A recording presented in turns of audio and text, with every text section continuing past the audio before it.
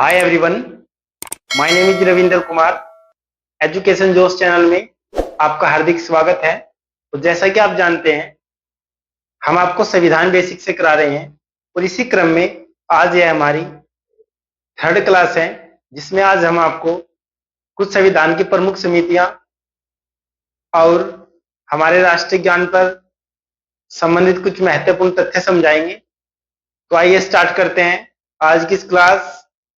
और यदि आप हमारे साथ संविधान से जुड़ेंगे तो आपको निश्चित रूप से संविधान समझ में आएगा और आप संविधान के हर एक पहलू को अच्छे से समझ सकोगे और आपका संविधान के प्रति एक दृष्टिकोण अलग होगा। तो आइए स्टार्ट करते हैं आज की ये क्लास।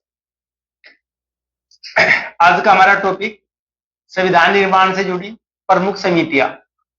तो मैं आपको कुछ समितियां बताऊंगा और उनके अध्यक्ष बताऊंगा। इन समितियों और अध्यक्ष के बारे में आपसे हर एक एग्जाम में पूछा जाता है, तो आपको इनको ध्यान से करना है। तो पहले समितियां फिर उसके अध्यक्ष लिखे गए हैं एरो के बाद। जैसे पहली समिति का नाम दिया गया है कि झंडा समिति। तो झंडा समिति में यदि आपसे पूछा जाए कि झंडा समिति के अध्यक्ष कौन थे, तो आप बता सकते हैं कि झंडा समिति में डॉक्टर राजेंद्र प्रसाद या फिर जेबी कृपलानी। झंडा समिति के लिए आपको बताना होगा डॉक्टर राजेंद्र प्रसाद या फिर जेबी कृपलानी, ये झंडा समिति के अध्यक्ष रहे। उसके बाद संचालन समिति, जहां तक ये समिति अलग है। संचालन समिति, प्रक्रिया नियमन समिति, इनके जो अध्यक्ष थे डॉक्टर राजेंद्र प्रसाद। इसके बाद रियासत व संघ समिति, रियासत और संघ समिति के अध्यक्ष जवाहरलाल नेहरू।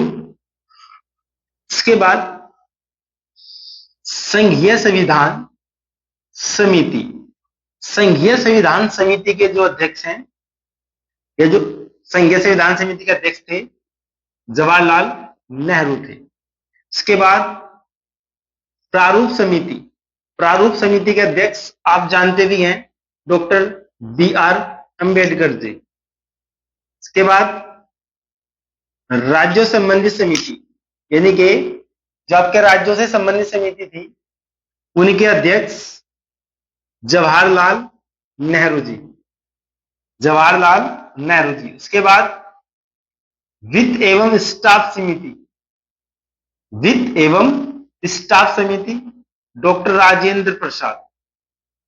इसके बाद प्रांतीय संविधान समिति, प्रांतीय संविधान समिति के अध्यक्ष सरदार वल्लभ भाई पटेल। तो ऐसे आप बोल सकते हैं कि प्रांतीय संविधान समिति के अध्यक्ष सरदार वल्लभ भाई पटेल थे। इसके बाद संविधान सभा के कार्यकरण संबंधी समिति, यानी कि संविधान सभा के कार्यकरण संबंधी जो समिति थी, उसके अध्यक्ष GV मावलंकर, यानी कि गणेश वासुदेव मावलंकर। इनका पूरा नाम गणेश वासुदेव मावलंकर, GV मावलंकर। इसके बाद मूल अधिकार उप समिति, यानी कि जो हमारे फंडामेंटल्स राइट है, जो आपको फंडामेंटल राइट्स दिए गए हैं, जो आपके मौलिक अधिकार दिए गए हैं, जो आपके जो मूल अधिकार दिए गए हैं, उनकी उप समिति बनाई गई थी, जिसके अध्यक्ष JB कृपलानी थे। इसके बाद राष्ट्रीय ध्वज संबंधी तदर्थ समिति, राष्ट्रीय ध्वज संबंधी तदर्थ समिति के जो अध्यक्ष थे डॉक्टर राजेंद्र प्रसाद। तो ऐसे आप बोल सकते हैं कि राष्ट्रीय ध्वज संबंधी तदर्थ समिति के अध्यक्ष डॉक्टर राजेंद्र प्रसाद। ऐसे ही कार्य संचालन समिति, कार्य संचालन समिति के अध्यक्ष KM मुंशी थे। तो कार्य संचालन समिति के अध्यक्ष KM मुंशी। ऐसे सदन समिति, सदन समिति के जो अध्यक्ष हैं पट्टाभी सीतारमैया। तो ऐसे बोल सकते हैं आप कि सदन समिति के अध्यक्ष पट्टाभी सीतारमैया। तो ऐसे आपको इन प्रमुख समितियों को अच्छे से याद करना होगा और निश्चित रूप से आपको संविधान की या संविधान के निर्माण की इन प्रमुख समितियों को निश्चित रूप से आपको किसी न किसी एग्जाम में पूछा जाएगा और आपको एक दो नंबर या एक दो क्वेश्चन आपका पॉलिटी में सही जाएगा आपका प्रमुख समितियों से। नेक्स्ट हमारा टॉपिक है जिसमें हम आज आपको राष्ट्रीय गान के कुछ इंपोर्टेंट फैक्ट कराएंगे। जो हमारा राष्ट्रीय गान है जन गण मन, इसके कुछ इंपोर्टेंट फैक्ट जैसे पहले लिखा गया है। ये तो आप सभी जानते हैं कि राष्ट्रीय गान के रचयिता रविंद्रनाथ टैगोर है। राष्ट्रीय गान के रचयिता रविंद्रनाथ टैगोर थे। इसके बाद राष्ट्रीय गान बांग्ला भाषा में, आपको ये बात याद रखनी है कि हमारा जो राष्ट्रीय गान है वो बांग्ला भाषा में लिखा गया है और फिर इन भाषाओं को अनुवादित किया गया है, यानी कि फिर इनको ट्रांसलेट किया गया है।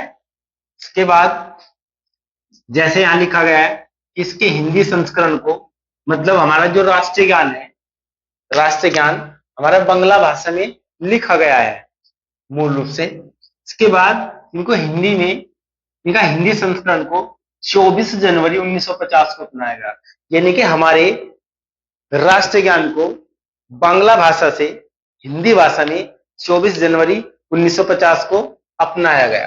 इसके बाद राष्ट्रीय गान के गाने की समयावधि, समयावधि का मतलब उनका टाइम, ठीक है, राष्ट्रीय गान को गाने का समय 52 सेकंड है।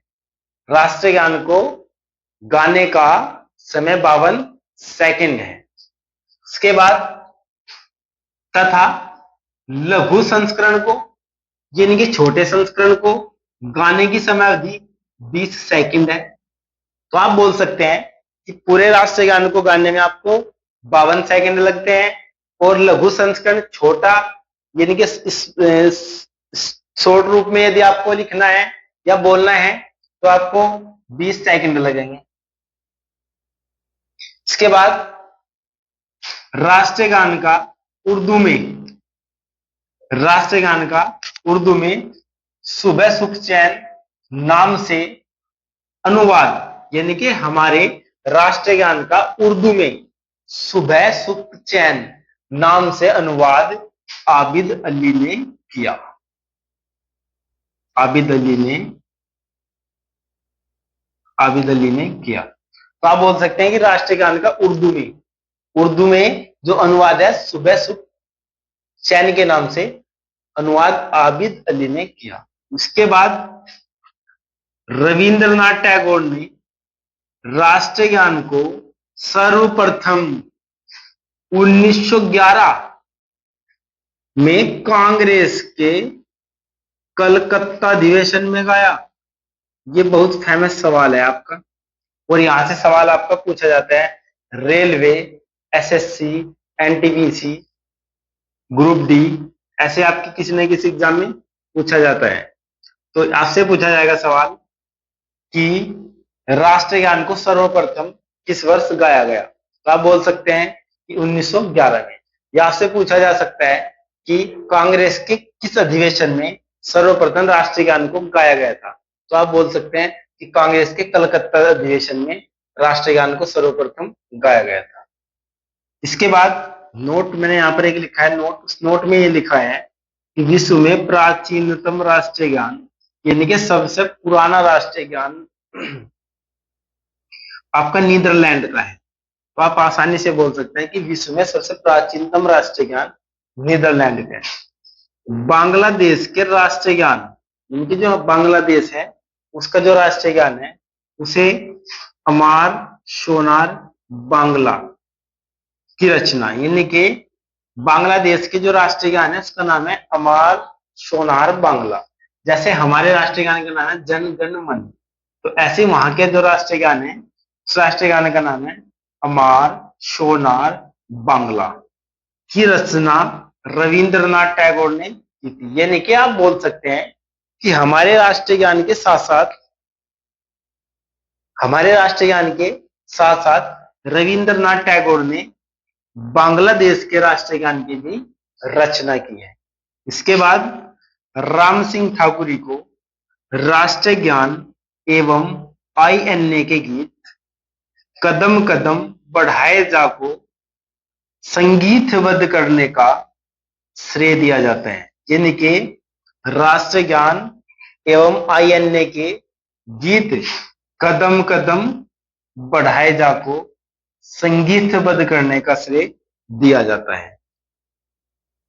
इसके बाद राष्ट्रीय ज्ञान को, यह राष्ट्रीय ज्ञान सर्वप्रथम भारत विधाता शीर्षक से, राष्ट्रीय ज्ञान सर्वप्रथम भारत विधाता शीर्षक से तत्वबोधिनी पत्रिका में प्रकाशित हुआ।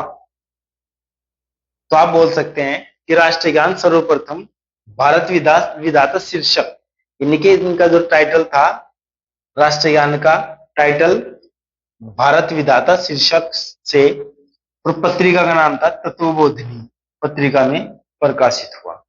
तो ऐसे आप इन फैक्ट को अच्छे से आपको याद करना होगा।